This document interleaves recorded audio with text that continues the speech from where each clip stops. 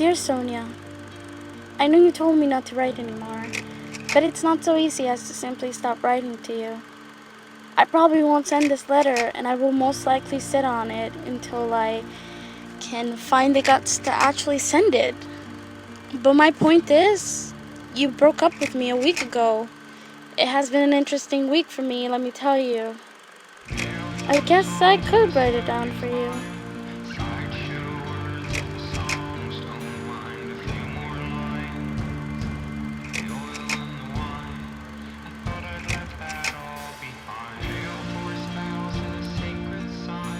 On Monday, I cried and ate Cheetos on our old couch. You know, the one we picked together at the front yard of Mr. Big's farm? It used to smell like goat pee, but you told me that if you scrubbed it, the smell would go away. I remember we spent 3 hours scrubbing every inch of that couch before we could barely smell the pee again.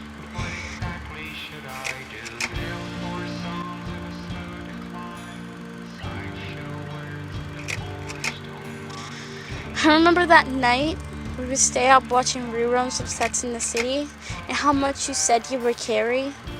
And I asked you if that meant I was big, and you just laughed and you kissed me. And I just kept thinking, what does that mean? What does it mean you're Carrie? So what are you then? Are you Carrie because she's an amazing, funny woman, or are you Carrie because of what's happening with Mr. Biggs? I guess we'll never know now. You fell asleep on my arms, and that's when I knew you were the one.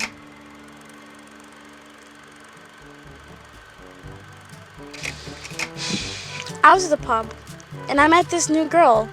Her name was Michaela with a K, and I was so amazed at her accent.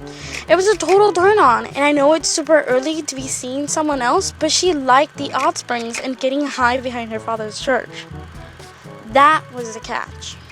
She was a pastor's daughter, a total no-go for any girl, but she was really incredible.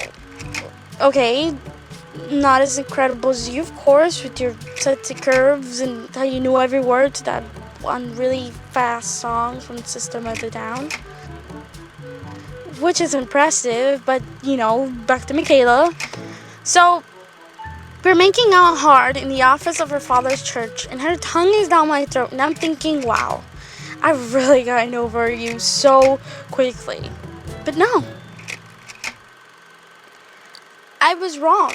I was so wrong, because when I opened my eyes and I saw her blue eyes that looked like frozen chunks of the ocean sea staring down at me, I missed you. I missed you so much. My drunken mouth whispered your name and she heard it and pushed me away. I apologized, but she smiled and said goodnight. She said goodnight and left me there in the office with Jesus peering down on my sins. I got home to shower my sins away with cold water. It was a night I was never going to forget, that's for sure. I woke up with the impression that you were next to me.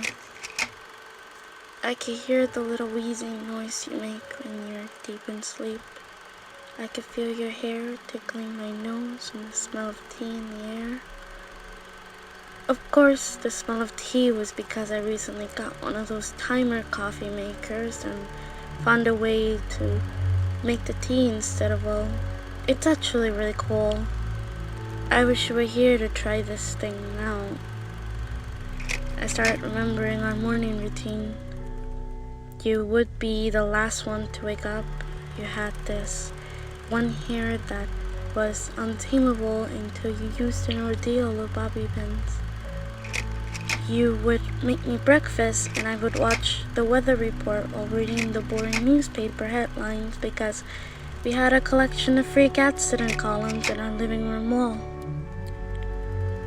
It was only so far, but we had hopes that it was going to grow with the blizzard that was coming. Which reminds me, I found one this morning. It was a bear attack on a poor fisherman. The bear died from a punch. It was crazy morning. It's hard to write down my week and not add how much I cry. Because I cried again that morning, and then later that afternoon, along with a bowl of tomato soup we had stashed in the freezer for sad days. This was a sad day. I missed you the most on this day simply because you left me, but it still seemed like you're here. It's like I'm sitting on our couch waiting for you to get home from your work and cuddle with me. The cuddling is what I miss more. If I had $1 for how many times I wanted you to cuddle me, I would be one rich girl. One rich, lonely girl.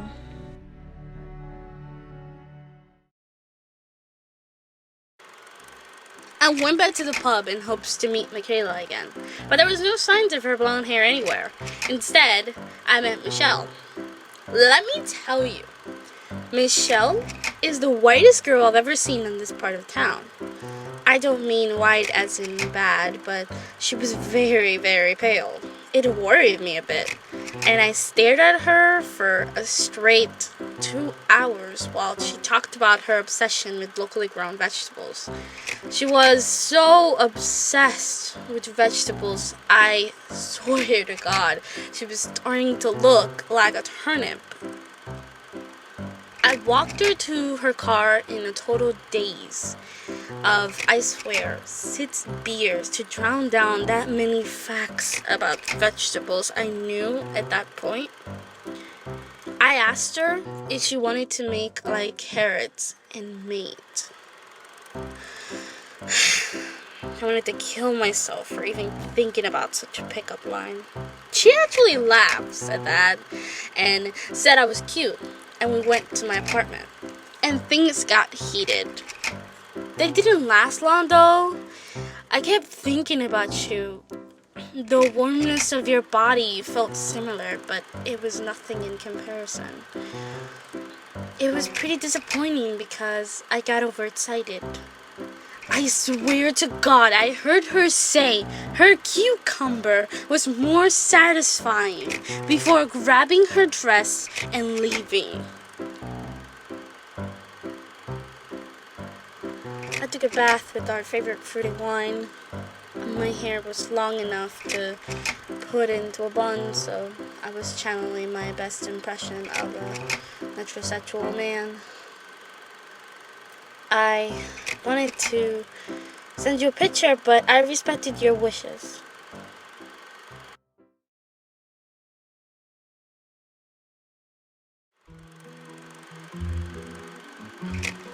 I took off the cucumbers of my sandwich today in memory of Michelle, and I hoped I never met her again or her cucumber.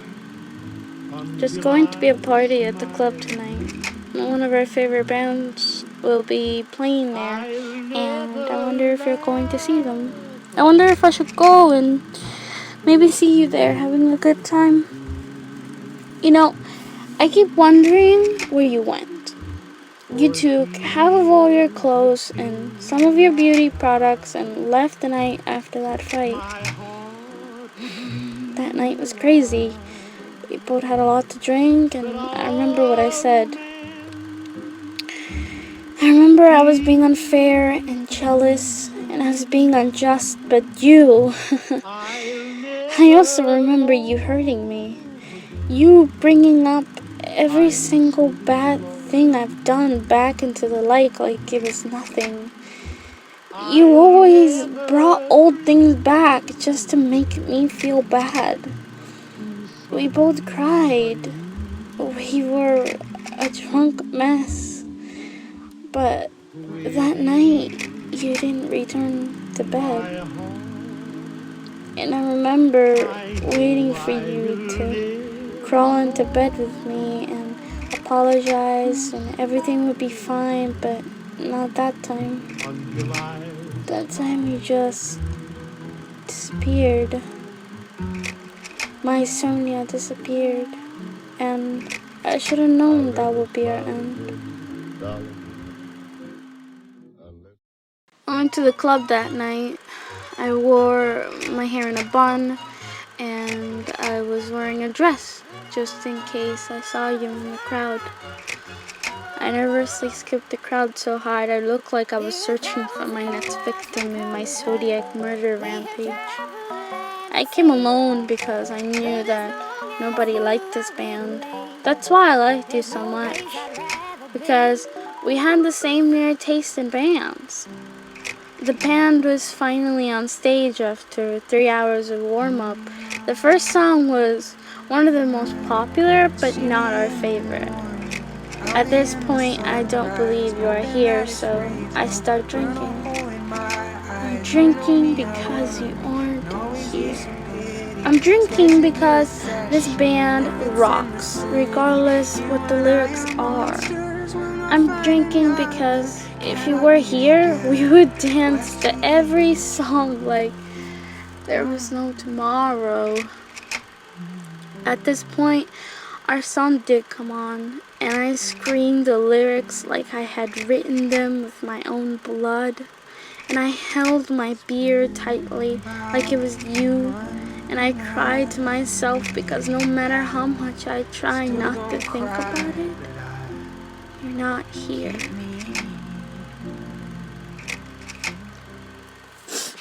I met the band's lead singer.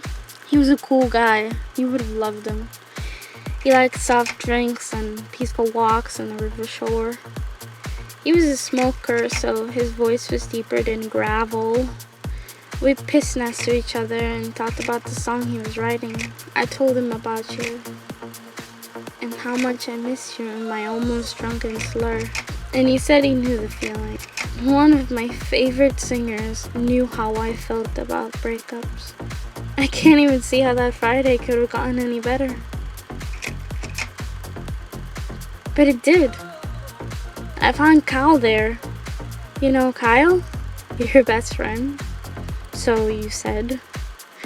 And he was getting real physical with a girl I knew by the name of Catherine, I think it was. Yeah, Catherine. The town whore. This girl was... she was so dirty and she loved it. And he was there making out with her, about to get an STD before I stopped him and pushed him away from her. At first he fought me and yelled at me, and then I informed him of Catherine's reputation, and his eyes became as wide as 2 boiled eggs. In his words, "You saved me, mate. Thank you so much," he said in British accent, which I'm trying to imitate, but I'm not very good. I have no idea how you understood him. I asked him about you to try my luck, and it took him a minute before he realized who I was. He said, "I shit you not." She left, mate. Her beautiful bum couldn't stand it anymore and skipped town. I heard she went to a big city to start her new dream life or something, honestly. She was pretty unhappy. I knew you wouldn't be happy, but I didn't think you would be that unhappy. I asked him what city, and he laughed at me and said, "Get over it. I'm going home. Thanks again, mate." Did you skip town to avoid me? I understand this town is pretty small, but I was hoping that someday I would see you again at the grocery store. Or heck, at the pub where we would catch up and you would tell me about this amazing drummer / tractor fiance that stole your heart with his sick beats.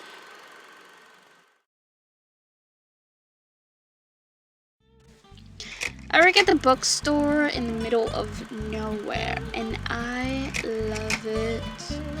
Isolation in this town could kill you, but I enjoy it here because I can be in my underwear and drink in the morning and just sleep for hours until a customer finally arrives, which is around 3 p.m. usually, searching for the bathroom even. It's like they're not even here to like buy something. They're here searching for a bathroom, which in most cases you think it's not like exactly a library, it's like a bookstore would have a bathroom, but then again, why would we have a bathroom or a bookstore? Just in time. Today's victim is a 22-year-old female with punk glasses and ripped jeans, which is admirable. She actually looked around for a while. Such a while. I was suspecting she was reading in the store without buying. I went through the aisles to find her, and there she was, reading the latest version of Shakespeare in Love. Poetry is the worst form of writing, in my opinion. I just don't get what's so great about it. So everything rhymes, but it's not a song. That's so stupid. Poetry is glorified songwriting. I told her about our reading policy, and she said there was no smoking sign on the way in, but that I was smoking. She was clever. Very clever. I left her alone and returned to the cashier. She spent a good amount of time in that aisle. I actually started thinking she fell asleep, but just as that came into my mind, she slammed the book on the counter with a smug look on her face. She whispered, "How much?" It was a rather dark aisle because I didn't notice her freckles and her cherry lipstick.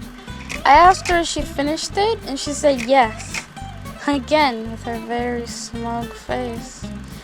Was it good? I mocked her. And she nodded. Grabbing her bag, she took my cigarette and took a pull. I think there's a certain etiquette over smoking someone else's cigarette. Like, I don't feel like sharing saliva with you.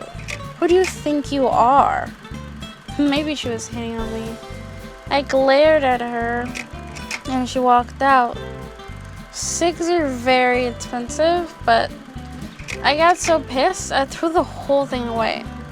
Freaking poetry idiots and their entitlements. Freaking poetry idiots and their entitlements.